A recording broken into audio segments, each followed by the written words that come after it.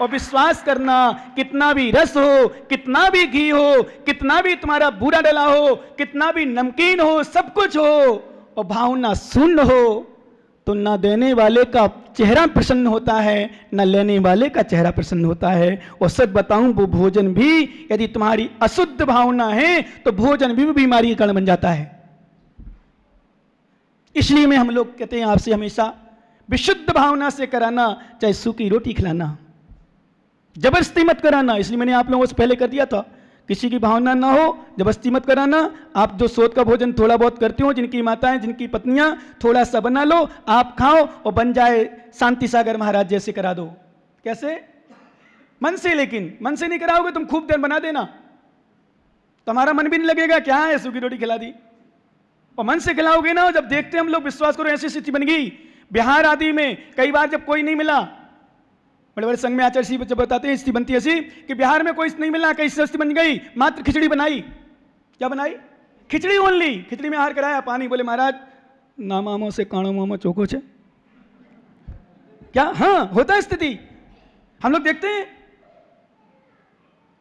विशुद्धि, श्रद्धा, जैसे अभी आप सुनने की भावना, हम प्रवचन क्यों कहते हैं कम, मैंने तो बिल्कुल सोच लिया कम लोग रहे, पर विशुद्धि से दिखते, चेहरा दिखता हूं और चेहरा दिखते हैं। और जब विशुद्धि नहीं होती, कहीं कोई विषय निकलता तो चेहरा बिल्कुल मुरझा जाता है, ऐसे जैसे बिल्कुल कोई सूर्योदय होने पर कुमुद्री मुरझा जाती है। देखता हूं मैं, जैसे कभी कोई प्रतिकूल, जब तक सही चल रहा है तब तक चेहरा बढ़िया हंस रहा है, तो किसका मुरझाता है? जिसके अंदर भावना विशुद्ध नहीं है, श्रद्धा नहीं है, कल्याण की भावना नहीं है, वक्ता पर श्रद्धा नहीं है, जिनवाणी पर श्रद्धा नहीं, उसका चेहरा मुरझाएगा। इसलिए हम लोग कहते हैं भीड़ नहीं हो, कम लोग हो, श्रद्धा वाले हो। कैसे हो? श्रद्धा वाले। आवाज आ रही पीछे? श्रद्धा वाले, भावना वाले, विशुद्धि वाले। ऐसे आहार में, सेवा में, सब में ध्यान रखना। आप किसी रिश्तेदार के यहां जाना, उस खिलाने वाले की भावना जब होती अच्छी, पूछो माताओ, सच बताओ, तुम लोग भी चेहरा पढ़ लेते हो? हम लोग तो देखो पढ़ ही लेते हैं, पर मैंने देखा श्रावक भी चेहरा पढ़ लेता है। हम लोगों को भी चेहरा पढ़ लेते हो आप लोग? हम लोग चेहरा देख लेते हो महाराज के मन में क्या है। भले हम लोग कहते रहे नहीं कुछ नहीं कुछ नहीं कुछ नहीं, हमारे मन कुछ नहीं है, कहते थे कभी कभी, पर विश्वास करो चेहरा पढ़ने में आ जाता है। क्योंकि एक बात नोट कर लेना, हृदय की बात चेहरा बताता है। क्या?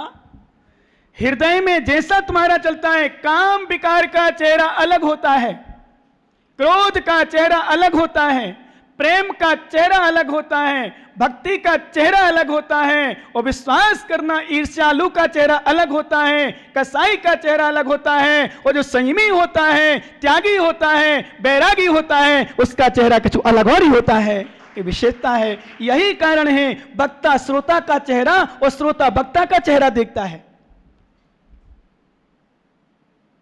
जो नहीं देखता वो सुनने नहीं आया। क्योंकि कुछ लोग पिलर के पीछे घुस जाते हैं। घुस जा बेटा, तू सुनने नहीं आया, तू सुनना नहीं है, सुनता रहे, बिना देखे क्या सुनेगा, कुछ का कुछ सुन लेगा। मैंने कहा ऐसा त्याग करो, उसने कहा महाराज ऐसा त्याग करो, क्या कह रहा, उल्टा सीधा याद कर लिया, बोले महाराज कह रहे थे महाराज का त्याग करो।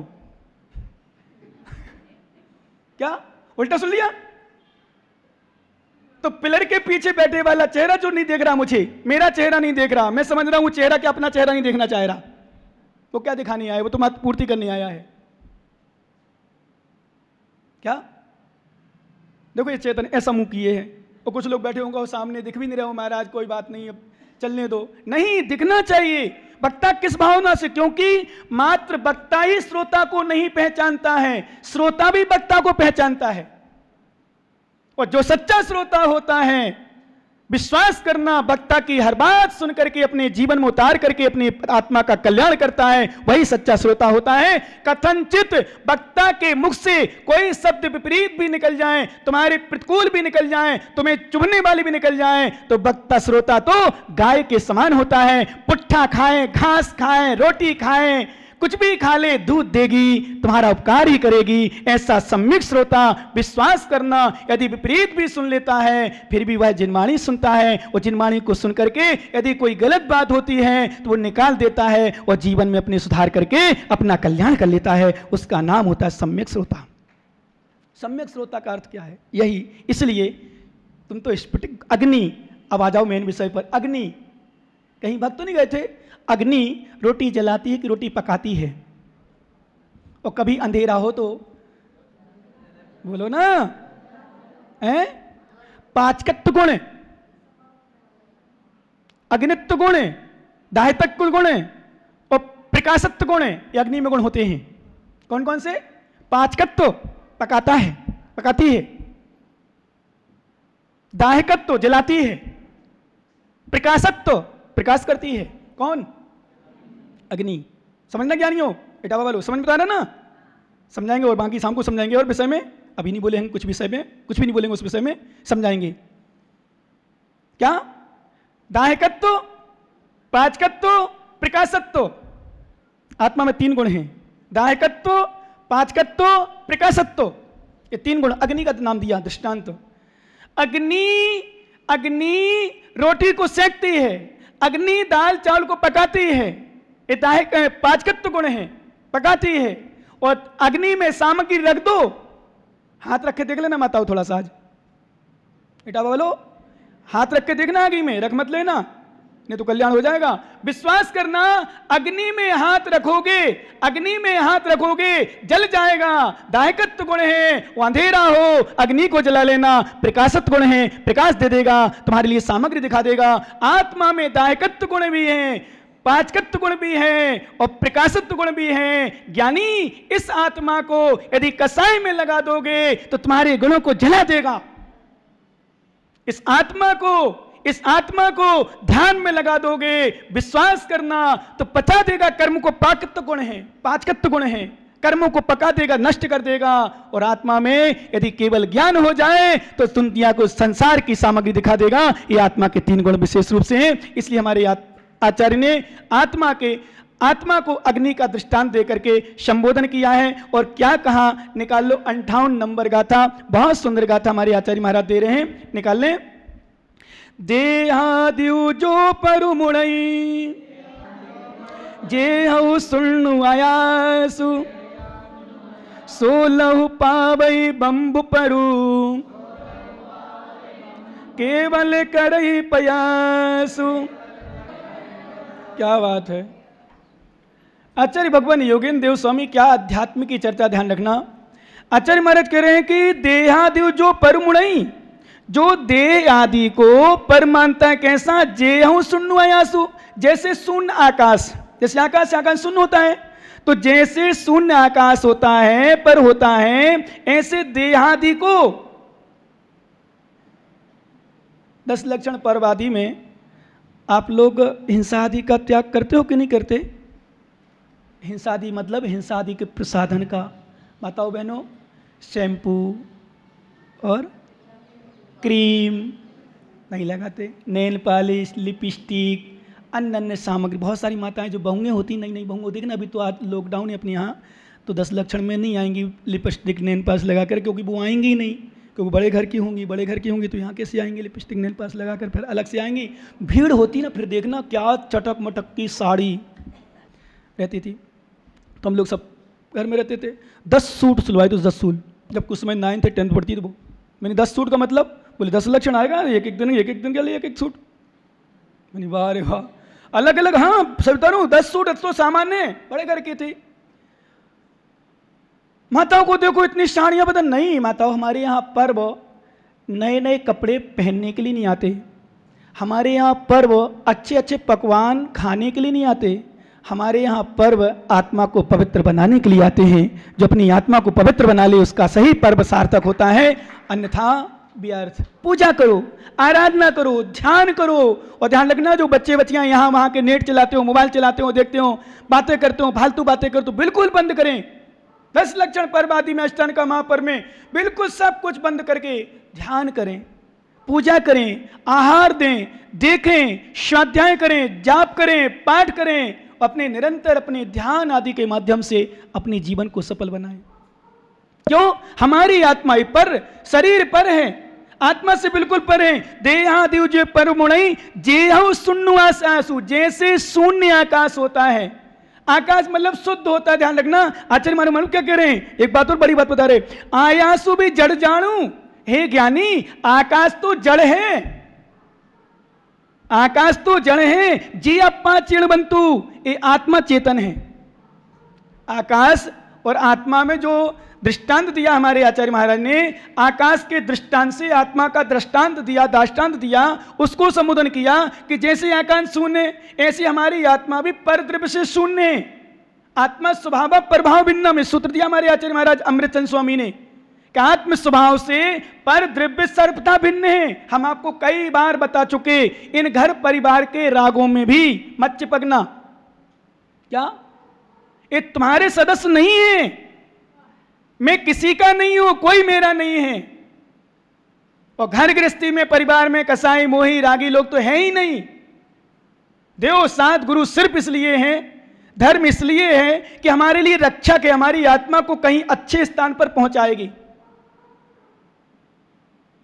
क्या देशयामी समीचीनम धर्मम कर्म निवरणम, कर्म का निवरण करेगी। संसार दुखता सत्वान, और संसार के दुखों को निकालकर उत्तम सुख में धर्तृत्व में सुखे उत्तम सुख में धरता है। उस वह धर्म हमारा है, इसलिए धर्म है। धर्म ही हमारा क्या है? आत्मा के साथ कुछ भी नहीं है। आत्मा के जो गुण हैं वो कभी छोड़ता नहीं है, और जो है नहीं हमारे पास, जो दिखता है बाहरी, वो हम ग्रहण नहीं करते। हमारी आत्मा पर द्रव्य को ग्रहण नहीं करती, और जो है ग्रहण किए वो छोड़ती नहीं है। कर्म ने आत्मा ने कर्म को ग्रहण नहीं किया, ग्रहण किया है। ग्रहण करने पर भी आत्मा के रूप में, सत्य रूप में नहीं है, पूर्ण से। ध्यान रखना, क्षय हो जाएंगे। जैसे दूध में पानी मिल गया, मिला हुआ है, ऐसे आत्मा में कर्म मिल गए, पर आत्मा के स्वभाव के नहीं। आत्मा के साथ तो अनंत गुण हैं, आत्मा के साथ अनंत चतुष्टय हैं, आत्मा के साथ आत्मा के गुण हैं। एक कर्म आत्मा के साथ नहीं है, ये शाश्वत नहीं है। नियम से चाहे भले अनादि से अनंत तक कर्म रहे, अभव्य जीव है। वैसे एक दिन चर्चा हो रही थी, क्लास में लोग बैठे थे, तो मैंने एक ही बात कही, अनंत ऐसे अभव्य भी, अभव्य नहीं, अभव्य तो है ही, भव्य भी अनंत अनंत हैं, जो संसार से मुक्त नहीं हो पाएंगे, चलते रहेंगे संसार में। बोले महाराज पर भव्य की परिभाषा, भव्य की परिभाषा सुन लो अभी। और भव्य की परिभाषा वह है जो रत्नात्रय ग्रहण करके, रत्नात्रय ग्रहण करके नियम से मोक्ष जाए, उसका नाम भव्य। तो प्रश्न होता है महाराज कि एक ना एक दिन भव्य और रत्नात्रय ग्रहण करेंगे, मोक्ष चले जाएंगे, मोक्ष से कभी वापस आते नहीं है, तो कौन बचेगा यहां? बोलो ना। भव्य भव्य दो पैसे दूरानुदूर, भव्य भव्य भव्य दो ले लो, मतलब अभी मात्र दो ही प्रकार के लो, भव्य अभव्य। कुछ समझ में आ रहा है आप लोगों के? कुछ आ रहा कि नहीं? तो सिर हिलाओ ना, हाँ नहीं। पिक्चर देख रहे हो क्या? बिल्कुल आराम से मग्न हो, बिल्कुल सुनते जाओ, देखते जाओ। ध्यान रखना, क्योंकि अब हम हंसाए मसाएंगे नहीं। 10 लक्षण वगैरह पर में विशेष रूप से हम नाम आम भी नहीं लेते, तुम्हें जगा दें, कोई सो रहा हो तो जगा दें, कुछ नहीं बोलते, है ना। 10 लक्षण में बिल्कुल शांत चलता है, आराम से। इसलिए ध्यान रखना ज्ञानी। मैं आपसे कह रहा था, क्या कह रहा था? भव्य अभव्य, अभव्य कभी मोक्ष नहीं जाता, और भव्य अभव्य रत्नात्रय ग्रहण भी कर ले, वैसे रत्नात्रय नहीं कहलाता, मतलब दीक्षा ले ले, संयम ग्रहण कर ले, सब कुछ कर ले, फिर भी वह मोक्ष नहीं जाता, नियम है। जैसे हमने आपको बता दिया, यद्यपि बंध्या माँ, बांझ माँ, कितना भी संयोग मिल जाए फिर उसके पुत्र उत्पन्न नहीं होता। ऐसे अभव्य के कितने भी संयोग मिल जाए उसके मोक्ष नहीं होता, और भव्य रत्नात्रय प्राप्त करके मोक्ष जाता है। अब प्रश्न आप करो, बोले महाराज भव्य भव्य मोक्ष चले जाएंगे तो संसार में कौन बचेगा? बोलो ना जोर से।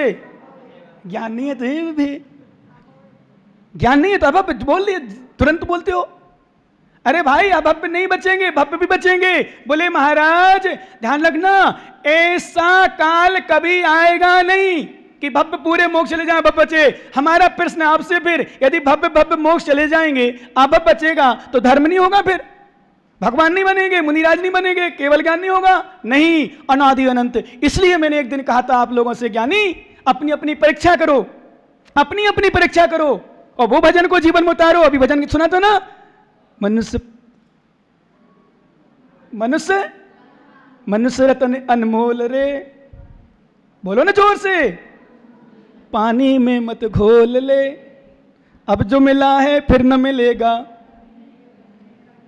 उतारो, समझो, जीवन में उतारो, इतना उतारो, इतना उतारो। वास्तव में मेरा निरंतर इसी में चिंतन चलता है, डेली प्रतिदिन, कि मनुष्य चला जाएगा, पर्याय रत्न चला जाएगा, हीरा, एक कागज की नाव तेरी कब तक चलेगी।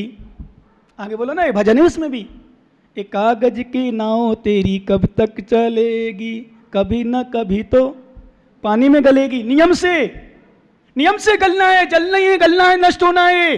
ये मनुष्य पर्याय गलनाएं देखो, ये बूढ़े बूढ़े जितने देखे, कितने सारे बूढ़े दिख रहे हैं आज तो, सब बाबा जितने हैं। कुछ दिन बाद समाचार पाऊंगा कि महाराज वो बाबा चले गए। कौन से? अरे वो आते थे सुबह सुबह से। और कौन से बाबा? अरे महाराज वो लुंगी लपेट के आते थे ना पास का, वो चले गए। और बाबा वो आते थे ना वो सामने सामने वाले, वो चले गए। अच्छा चले गए, क्या क्या हो गया था? अब पूछ लेंगे, हो जाएगा, जय जयनाथ परम गुरु होए, ऐसे हम भी जाएंगे। जानना है यही हालत हमारी होगी। कल के दिन हमारे आने वाली पीढ़ी वाले भी कहेंगे, अरे वो महाराज चले गए, वो भाई साहब चले गए, वो दादी चले गए। सबको जानना है, कब तक चलेगी कागज की नाव? इसलिए जाओ, उसके पहले कुछ कर जाओ, जाओ कुछ कर जाओ। नहीं करोगे तो आना मनुष्य पर्याय में और नहीं आना बराबर। इसलिए गरीब से अमीर होना बहुत कठिन है, और अमीर से गरीब होना, एक ही बार में आग लग गई, पूरा माल स्वाहा हो गया। गरीबी एक ही बार में पूरे व्यक्ति मर गए, सब नष्ट हो गया। एक ही बार में भूकंप आया, पूरा मकान ध्वस्त हो गया, दुकान ध्वस्त हो गई। एक ही बार में कुछ हो गया, स्थिति बन गई, दुर्घटना घट गई, कुछ भी हो गया, नष्ट हो गया। अमीर से गरीब बनना बहुत आसान होता है, और विश्वास करना ज्ञानी ऐसी स्थिति किसी के भी साथ हो सकती है।